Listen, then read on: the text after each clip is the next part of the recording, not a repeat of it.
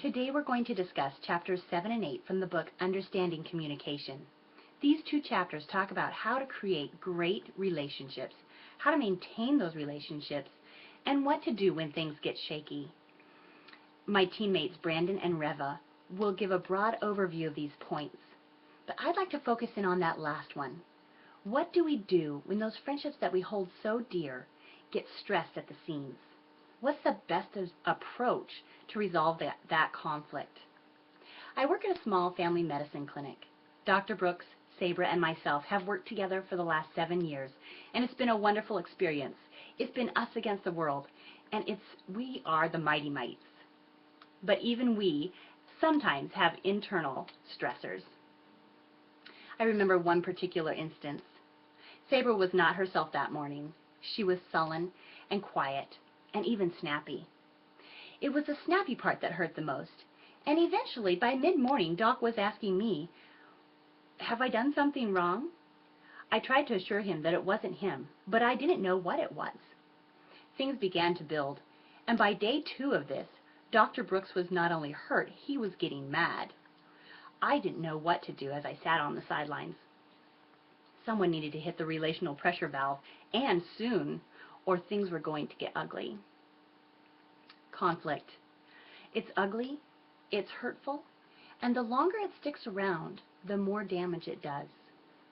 The authors, Ronald Adler and George Rodman, give several different approaches to handling conflict. The first is non-assertion. This approach accommodates and avoids the conflict. This is sometimes a good approach, but most often things need to be communicated about. The second would be direct aggression.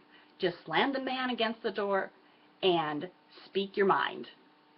Rarely the right approach to resolve conflict. Then there's passive aggression, and that is to simply do things on the sly, such as not answering a text or letting the phone ring and ring. This also rarely brings true resolution.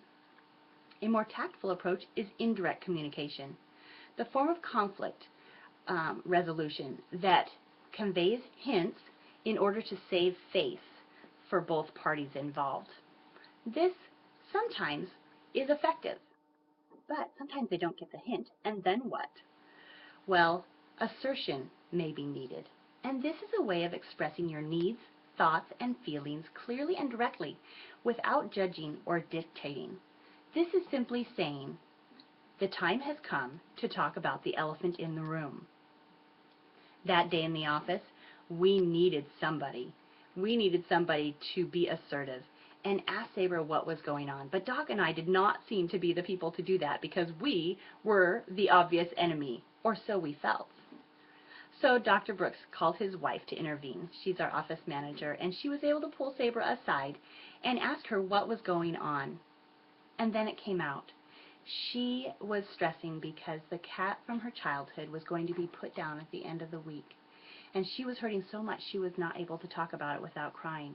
And so instead, she became short and hurt unintentionally.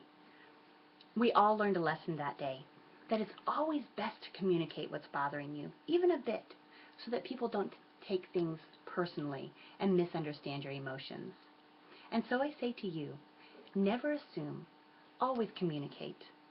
Healthy relationships are worth the effort.